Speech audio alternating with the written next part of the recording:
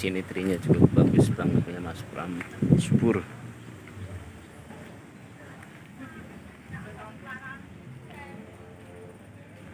Assalamualaikum warahmatullahi wabarakatuh. Salam sejahtera buat kita semuanya. Semoga hari ini dan seterusnya kita selalu diberikan kesehatan, keberkahan umur untuk ibadah kita kepada Allah Subhanahu wa taala. Amin Allahumma amin. Jangan lupa guys, bantu subrek. Mudah-mudahan menjadi amal di kita buat jenengan. Bantu view videonya, jangan di skip ya. Di like, di share, di subscribe, di subrek. Alhamdulillah nih hari ini saya ada di Semarang, tepatnya di daerah Ngalian ya, Kecamatan Ngalian. Ini di rumah kawan sahabat ya, sudah lumayan lama. Ini malah terlebih dahulu sekarang beliau menjadi master porang ini khususnya di wilayah Semarang Barat ya. Nanti kita akan berbincang-bincang membahas tentang dunia perporangan biar tambah wawasan, tambah ilmu dan tambah segalanya. Oke guys, nanti ada Mr. Intan Syahrajo dan Mr. Raymond juga Mr. Pram. Oke, nanti next videonya ya, kita ngobrol-ngobrol. Assalamualaikum. Oke, sahabat perang semuanya, assalamualaikum warahmatullahi wabarakatuh. Apa kabarnya semuanya? Alhamdulillah di sore hari ini. Hari ini tanggal 28 ya, 28 Mei 2021. Kita sedang berada di Semarang. Kita sedang silaturahmi di Semarang untuk bersama-sama kita berbicara banyak hal nanti di sini. Di sini saya ingin perkenalkan terlebih dahulu. Kita berada di tempat untuk dari anugerah IPAM. Ini ada Mas Raymond, ini juga gede anugerah IPAM, dan juga ada Mas Pram, Big Boss terus ini juga Big Boss Raharjo. Orang lama kawakan. Dan juga ada Mas Raharjo. Big Boss juga sama mereka atau beliau-beliau ini juga sama-sama pemain-pemain porang yang lama. Nah, ini banyak sekali kita bisa lihat tersedia di anugerah IPAM ada bibit-bibit umbi, katak. Nah, bagi teman-teman semuanya ini unggulan semua. Daerah, Semarang dan sekitarnya tidak perlu jauh-jauh gitu. Ada, silakan sembari belajar, ngopi, dapat ilmu, dapat bibit harga keluarga. Ya, masih terjangkau pinggir jalan juga di Kecamatan Ngalian, Semarang Kota. Oke, Mas, ini kita dari Kebumen, dari orang Kebumen, Kepok. Dan silaturahmi di sini diantara juga pengen untuk meyakinkan teman-teman yang ada di Kebumen siklus-siklus yang ada di pertanian porang ya, pertanian porang ini yang terutama sekali sekarang mungkin kan sedang ada fase setelah kemarin puasa lebaran itu harga memang rada turun. Nah, rada turun itu nanti ada masalah siklus. Yang kedua juga masalah yang sering diributkan fungsi atau peran dari para pengepul. Seperti kita ini dikatanya membodohi petani.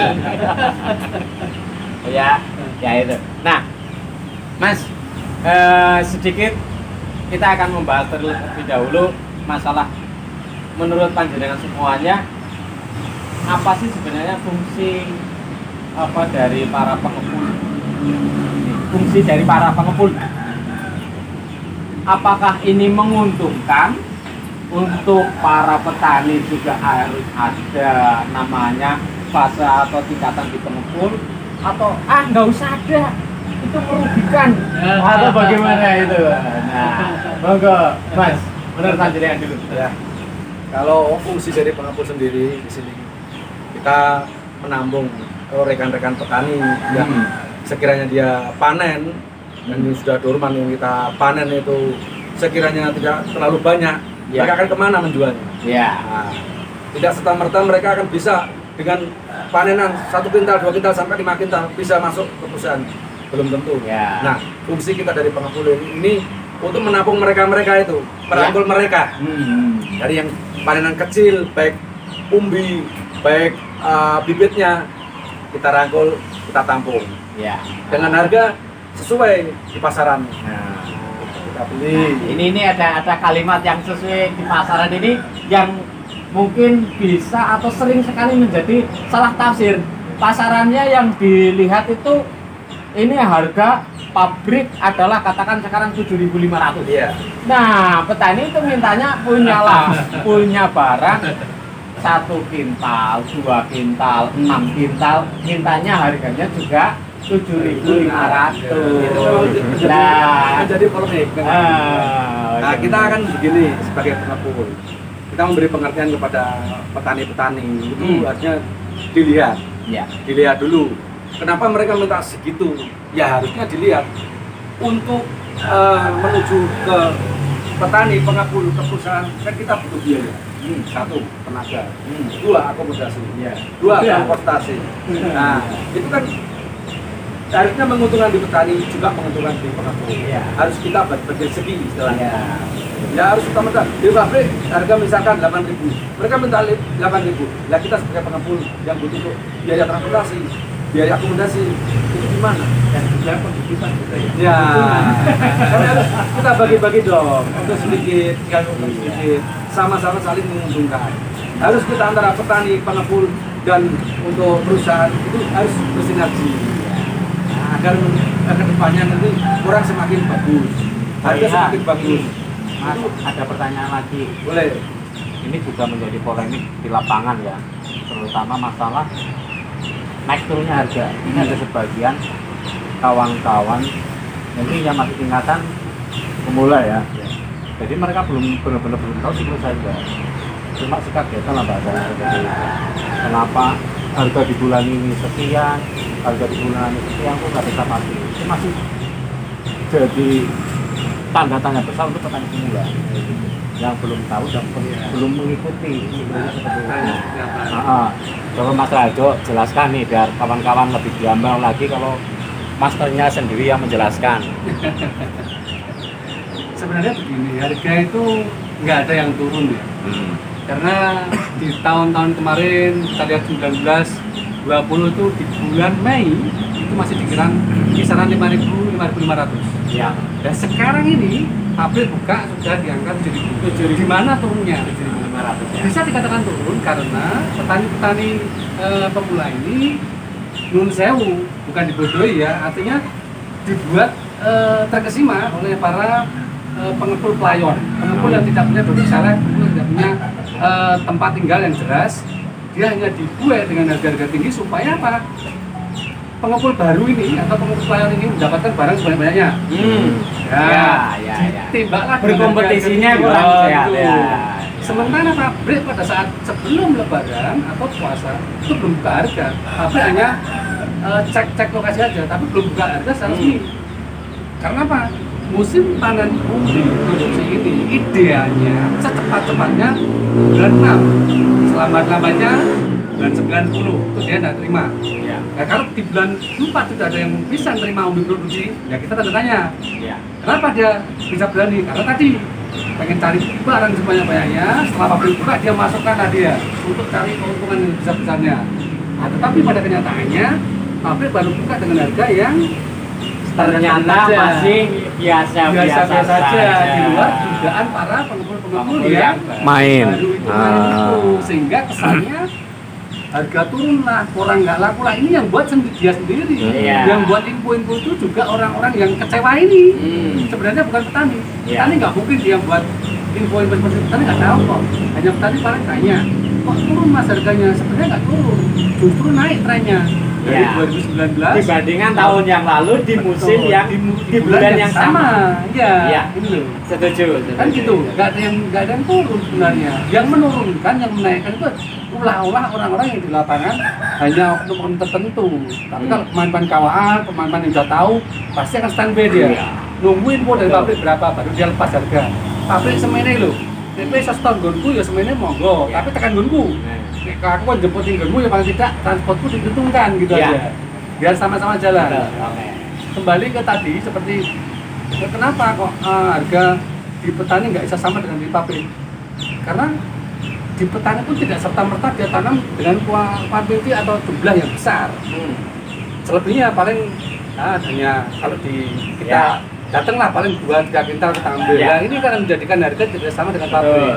Tapi kalau petani tersebut bisa ngeluarin hasil produksi lebih dari 2-3 ton tentunya akan mendekati harga pabrik. Dan kita pengepul pun juga tidak akan mengambil banyak kok. Artinya apa? Cukup kita transportasi aja udah masuk. Iya. Kita start ke Ada pabrik. keuntungan sedikit, bisa jalan bahasanya Nah, bisa berjalan. dan yang menjadi apa kegeman kita adalah kita bisa nyuplai pabrik udah seneng. Jadi pabrik udah percaya sama kita itu loh. Iya. Keuntungan tipis pun nggak ada masalah. Petani seneng, pabrik juga seneng. Kita dapat muka, artinya kita bisa kerjasama terus menerus. Tetapi kalau ada keinginan dari petani ini Mas Fabilas juga bisa silakan. Silakan. Hanya tonasinya harus diperhitungkan. Iya. Gitu. Oh ya gini juga. Jadi prinsipnya Ini itu setitik-setitik sing penting ngalir. ya jadi kan nih gini Mas. Iya. Jadi polemik juga nih masalah pabrik buka harga. Pabrik buka harga misalkan harga 7.000. Seperti itu ya. Nah, terus itu kan juga ada ketentuan dan syarat. Nggak mungkin juga misalkan apa? Ya mungkin kalau misalkan 1 kintal kita bawa kan mungkin pabrik tetap mau terima, tapi kan apa ketemu di ongkos kan seperti itu ya. Itu kan dengan catatan mungkin berapa ton, terus pabrik juga ada alasannya mungkin apa? Biar nggak petani itu sendiri nggak dirugikan dan mendapatkan harga terbaik mungkin seperti itu ya.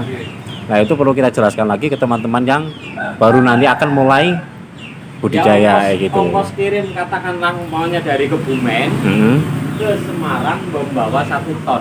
Hmm. Kebumen Semarang kalau kita menggunakan pickup paling tidak habis ongkosnya itu mobil, bensin, makan, sopir, ongkos itu paling tidak sekitar 500. Iya, ya kan? Dan kalau di sana langsung ditimbang, kalau nginap dulu nunggu antrian, kan tambah lagi.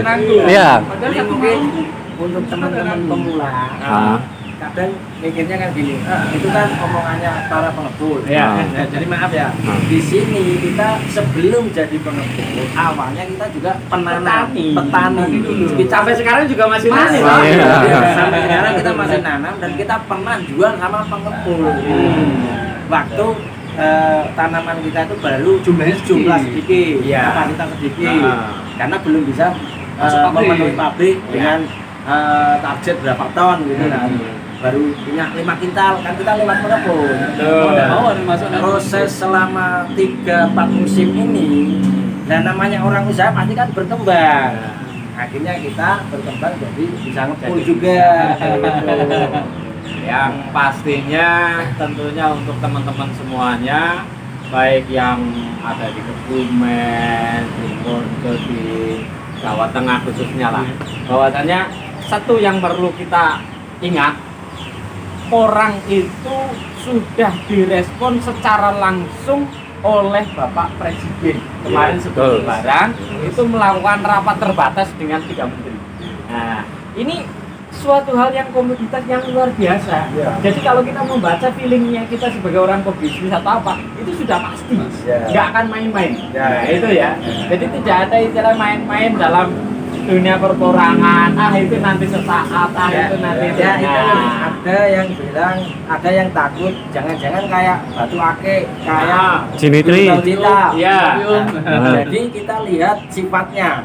Ini sifatnya kan konsumsi, Iya. beda dengan Hobi. hobi Hobi. atau koleksi. Koleksi. Ya, betul, Koleksi sama konsumsi beda. Kalau konsumsi kan sifatnya kayak jagung, padi.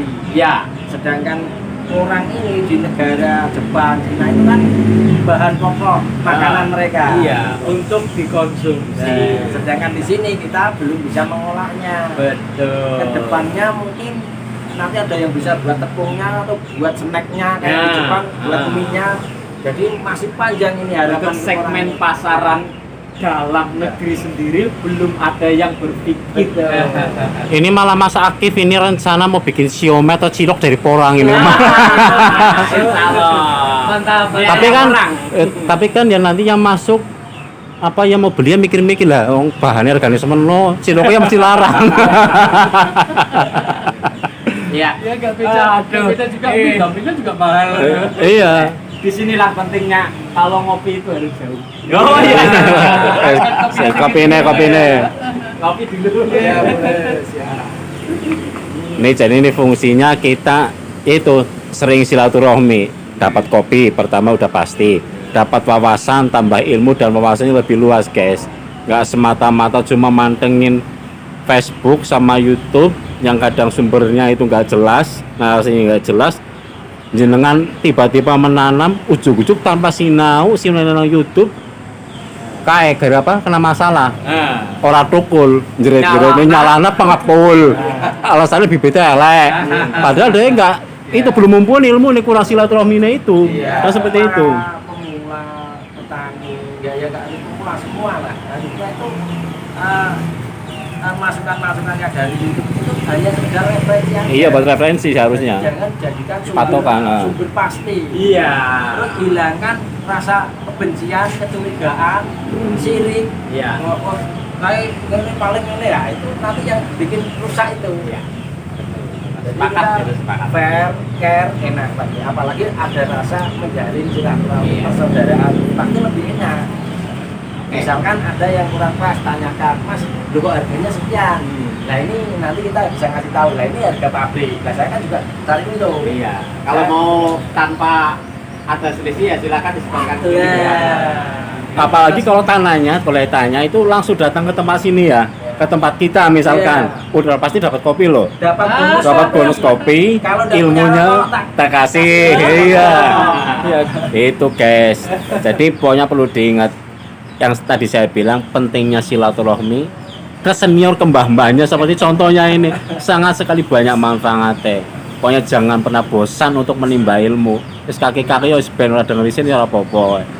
Daripada kalah. Sama-sama belajar untuk saling tukar informasi karena masih banyak mungkin untuk masalah ilmu di pertaniannya si A itu unggul, tapi untuk masalah produk turunan dan pengembangannya si B yang lebih konsentrasi ke situ. Bisa saling mengisi Penjualannya. Iya, yang satu ahlinya di penjualan. Terus ini Om, pesan-pesannya ini untuk kembali lagi ke petani pemula dan petani yang akan baru memulai musim depan. Pesan-pesan dari panjenengan semuanya biar mereka lebih semangat lagi. Terus buat yang petani kemarin gagal bisa buat semangat lagi kayak gitu. Pesan-pesannya ini Pak dari jenengan. Untuk petani yang akan mulai, terlebih dahulu siapkan dulu mental Anda. Jadi anggaplah ini investasi, bukan tanaman bulanan ataupun harian ataupun tanaman yang bisa dinanti hasilnya, tapi anggaplah investasi saja. Sehingga jika jauh-jauh hari nanti Anda menanam dan kemudian akan panen, itu Anda tidak kaget. Dalam artian tahu-tahu segini, tapi kalau investasi jangkanya panjang. Tapi tetap ada yang harapan yang untuk nantinya akan kita panen sehingga mendapatkan hasil yang sangat baik. Maksimal ya. Tentunya, maksimal juga. Tentunya yang perlu dipelajari dari awal adalah ladang yang akan ditanam. Syarat hidup pokoknya, syarat hidup orang harus terpenuhi dulu. Itu pemula. Jadi jangan main-main terlalu dalam menjadikan media panutan yang sangat-sangat akurat, jangan. Tetapi lebih baik silaturahmi seperti yang beliau tadi sampaikan, datangilah petani meskipun tidak ada salahnya dari YouTube, dari konten apapun belajar tidak apa-apa, tetapi untuk referensi, tetapi datanglah ke petani yang sudah tanam bahkan sudah pernah panen. Tetap semangat, jangan kendor karena ini ketersediaan makanan ini adalah untuk menunjang masa depan kita, masa depan untuk anak cucu kita, maka jangan pernah lelah, jangan pernah menyerah. Oke, Tetap semangat. siap. Terima kasih Om Rarjo, Mas Pram, nih Mas Remon. sebelum menanam orang sama, pertama siapkan mental, kedua pelajari dulu, pahami dulu, kumpulkan informasi, yang sebanyak-banyaknya setelah paham, mengerti, paham benar, baru Lakukan, lakukan. kerjakan. Oke, terima kasih. Mas Raymond, bagaimana? Oke, saya hanya ada pesan ini Nah, bagi yang pemula yang gagal kemarin untuk tanam, itu semangatlah, bersabar. Satu kuncinya sabar, ya semangat. Kemudian kita kumpulkan lagi kekuatan untuk nanti kita menanam lagi. Karena tanaman ini dibutuhkan, dan untuk tanaman kesehatan, hutan pokok orang Cina Jepang, untuk produksi, untuk bahan kapsul, pembungkus kapsul, lem, dan kosmetik. Jadi masa depan porang itu panjang. oke. Jangan patah semangat pokoknya. Oke. Kemudian yang kedua, saya pesen, memang tidak semua petani itu mempunyai kapital yang kuat.